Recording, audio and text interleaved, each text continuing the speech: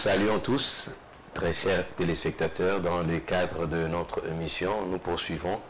Nous sommes dans la suite de notre émission. Nous étions en train de discuter la fois passée, de tenter de répondre à une question qui nous a été posée. Quel est le mariage qui convient pour un couple chrétien? Et pour répondre à cette question, nous avons jugé bon de commencer d'abord à donner les différentes sortes ou types de mariage que nous avons. Et en parlant de mariage, nous avons parlé du contrat aussi entre le mariage, comme il y a 3 types de mariage célébrés en République démocratique du Congo, et partout même ailleurs, mais il y a eu encore d'autres ajouts. Mais nous avons choisi d'abord d'aborder la communauté des biens reliés aux acquis et la séparation des biens. Sans pour autant entrer dans les détails de la définition, on était encore là en train de parler de ces 3 types de contrats de mariage. À côté, nous avons dit que nous allons revenir. Eh bien, aujourd'hui, nous voulons étendre. C'est-à-dire qu'à côté du mariage, il y a seulement un mariage entre hommes et femmes. Et dans leur mariage, dans le mariage, il y a plusieurs contrats. Mais maintenant, avec l'évolution, et surtout plus particulièrement au XXIe siècle, on va encore introduire un autre mariage. Je dirais même le contrat, mais dis-moi un mariage entre hommes et hommes, entre hommes et femmes, et il y a encore un autre débat qui parle de mariage bisexuel, c'est-à-dire qu'un homme qui a de 2 côtés, donc c'est-à-dire qu'il peut se marier avec une femme et peut se retrouver encore avec un homme, vice-versa.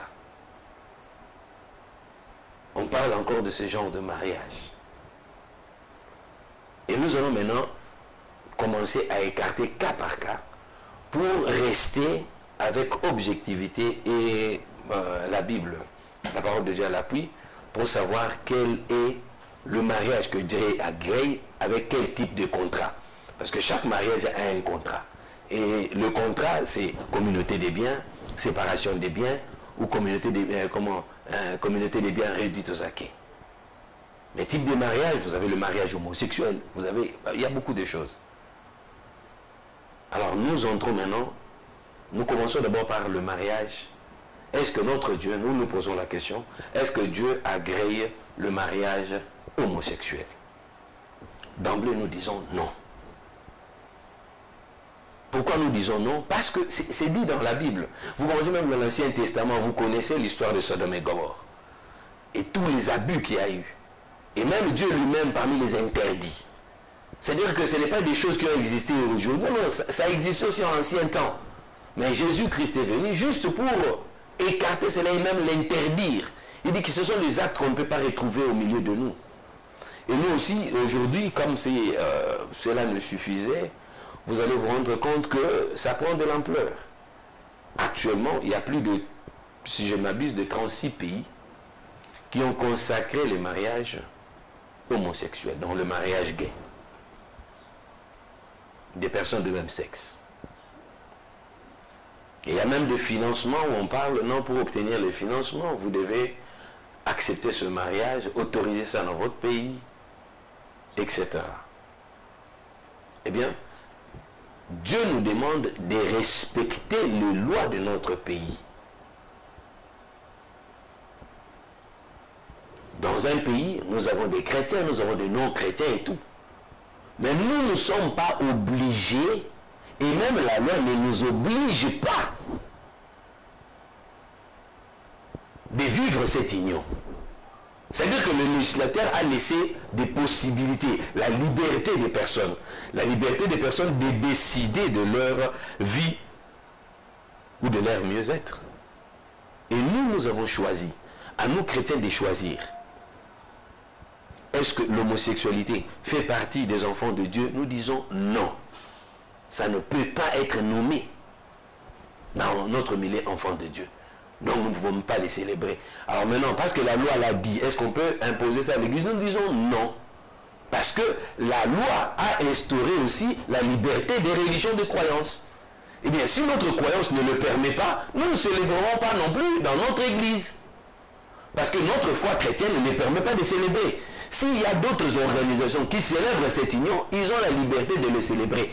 Et aucun législateur ne peut imposer Comme j'attends parfois dire, bon, je ne sais pas s'il y a des différences, j'attends certaines personnes dire, mais dis-moi, en République démocratique du Congo, nous avons la liberté. Et du reste, ce mariage n'est même pas autorisé au Congo. Mais comme l'émission est suivie de partout, nous disons que tout en étant chrétien où vous êtes, vous n'êtes pas obligé de célébrer, mais nous devons prier pour eux. Pour l'histoire, avant même vers le 19e siècle, le 19e siècle, même l'Organisation mondiale de la santé considérait ça comme une forme de maladie. Mais aujourd'hui, parce que nous semblons nous égarer de la parole de Dieu, nous voulons mettre Dieu de côté dans ce qui concerne l'administration, dans ce qui concerne les lois, dans ce qui concerne plusieurs aspects de notre vie dans la société, eh bien, nous tombons maintenant dans ce que Dieu nous a interdit. Dans le livre de Romains 12:2, Dieu dit, ne vous conformez pas au monde actuel, mais soyez transformés par le renouvellement de l'intelligence afin de discerner quelle est la volonté de Dieu, ce qui est bon et agréable et parfait. Nous ne sommes pas appelés à nous conformer au monde en tant que chrétiens, mais nous sommes plutôt appelés à nous conformer à la parole de Dieu. C'est-à-dire quoi? Les chrétiens marchent Dieu devant. Nous plaçons notre Dieu devant nous. Et nous regardons la conformité de ce que nous voulons faire si Dieu le permet. Et c'est ça aussi la grande différence entre les chrétiens et les autres, parlons des occultistes. Parce que eux, ils se réfèrent pour faire. Mais nous chrétiens, non. On s'est dit, bon, non, c'est normal. On doit être, on doit accepter. Non. Pas du tout. Donc le mariage homosexuel n'est pas accepté ne peuvent être acceptés par les chrétiens. Les chrétiens ne peuvent pas les soutenir. Donc ça fait partie des interdits dans notre livre sacré, la Bible. Il en est de même pour le mariage bisexuel. Nous ne voulons même pas encore entrer dans d'autres détails parce que vous voyez, aujourd'hui déjà, il y a des actes qui se commettent. Vous voyez un homme avec un chien et tout ça. Ce sont des... On ne peut même pas parler de mariage. Sinon, on risquerait de parler de mariage entre homme et l'animal. Vous vous rendez compte? Plus le nombre de chrétiens s'accroît, au lieu de voir maintenant des bonnes manières de vivre dans la société, curieusement c'est le contraire. Devrions-nous nous poser la question, est-ce c'est le monde qui influence les chrétiens ou c'est les chrétiens qui influencent le monde? Parce que notre Dieu nous dit, à quoi sert le sel sans saveur, si ce n'est de le jeter? Donc, ces autres catégories, nous les cartons déjà, ça ne nous concerne pas.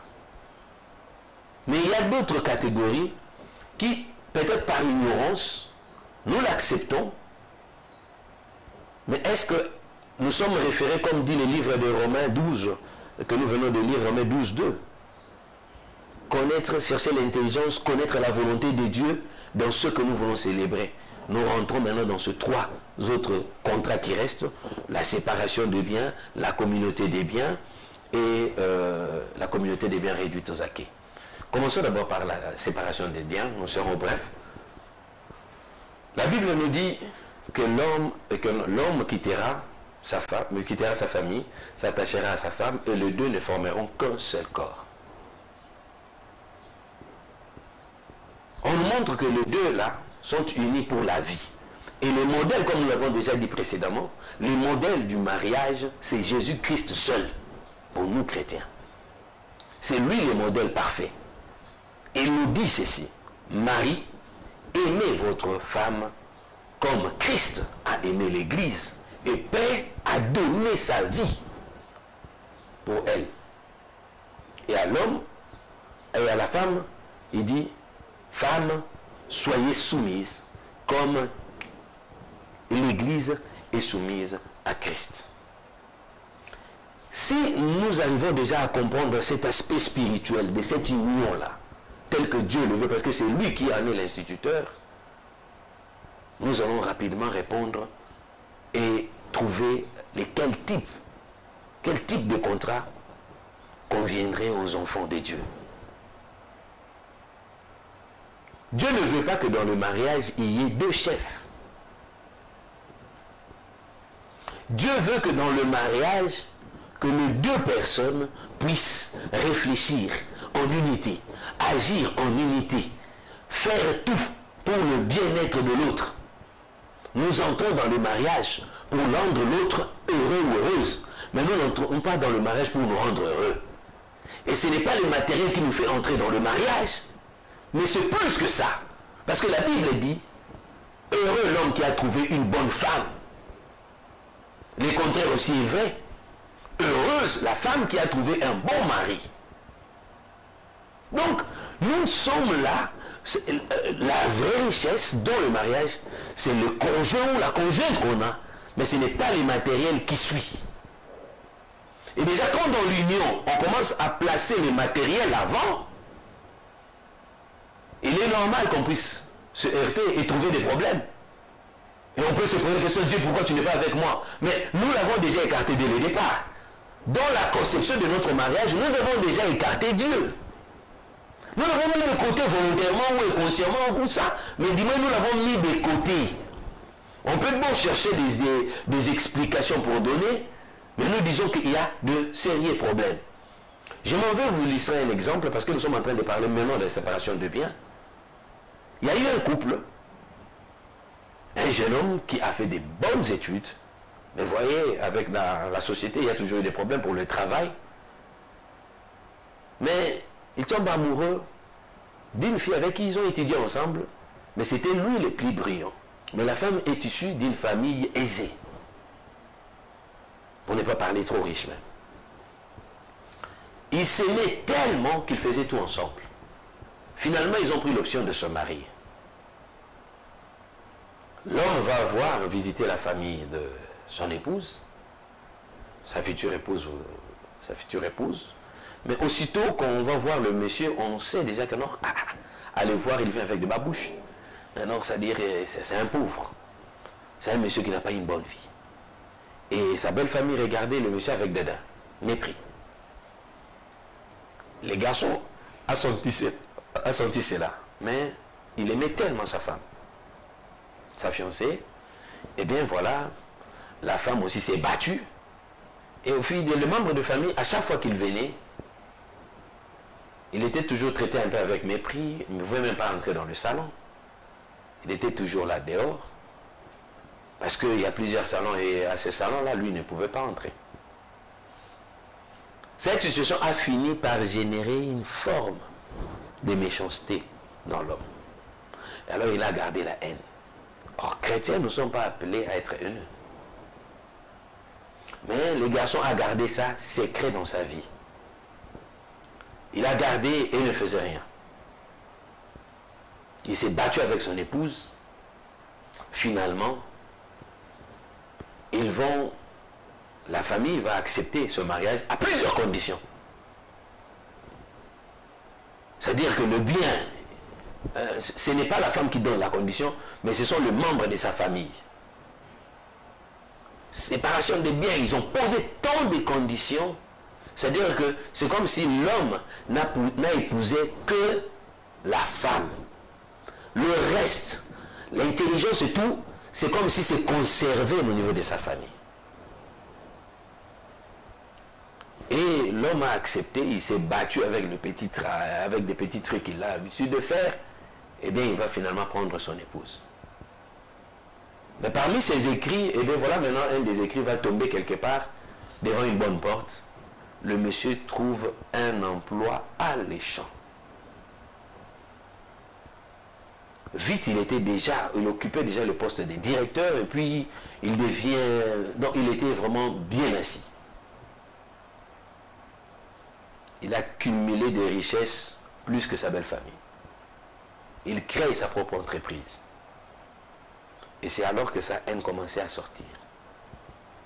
La belle famille a connu de sérieux problèmes au point que la belle famille commençait même à venir chercher la solution auprès de leur beau-fils. Mais le beau-fils, ne connaissant pas trop Dieu, lui aussi à son tour, voulait se venger. Il dit, quand vous venez chez moi, regardez votre soeur, votre fille. Mais pas moi. Nous sommes dans la séparation. l'homme finit même par tomber par l'infidélité. Pour dire que non, cette femme-là, c'est seulement pour le matériel.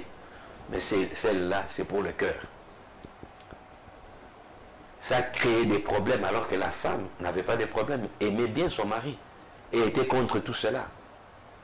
Donc il lui fallait encore amener l'homme à comprendre ce que c'est le mariage et il ne pouvait pas généraliser les cas de ses parents avec son épouse. Finalement, l'harmonie est venue plus tard. Si nous avons illustré cet exemple, c'est juste pour montrer aussi aux parents le mauvais rôle qu'ils jouent quand leur fille ou leur fils trouve une femme pour la vie.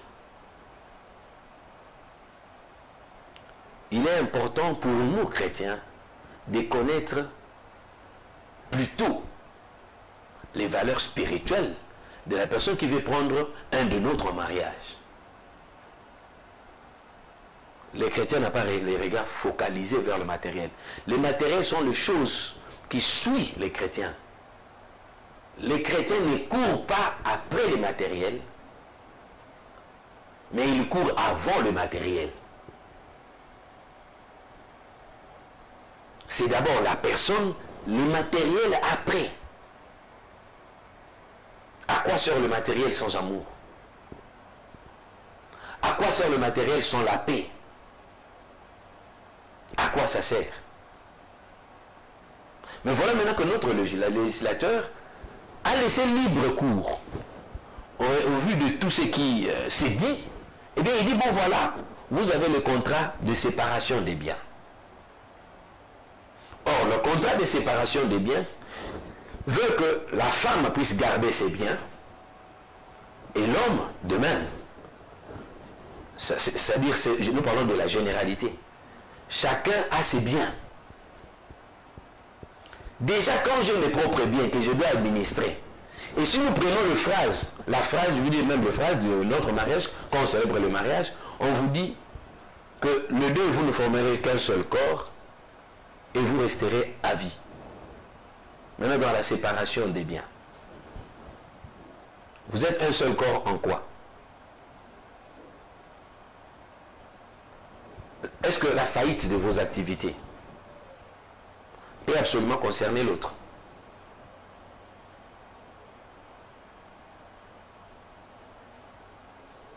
Comment est-ce que vous gérez les enfants? On dit non, non, vous contribuez, vous deux. Bref, le régime de séparation des biens cache ce qui est contraire à la volonté de Dieu en ce qui concerne le pouvoir dans le mariage. Certains peuvent dire que nous nous en sortons, on est bien, on est organisé et tout ça. Mais Dieu ne vous a pas unis pour le matériel.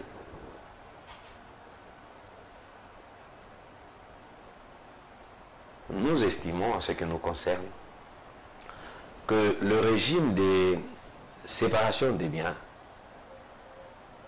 ne permet pas aux couples de jouir pleinement de leur pouvoir, tel que Dieu voudrait qu'il puisse être.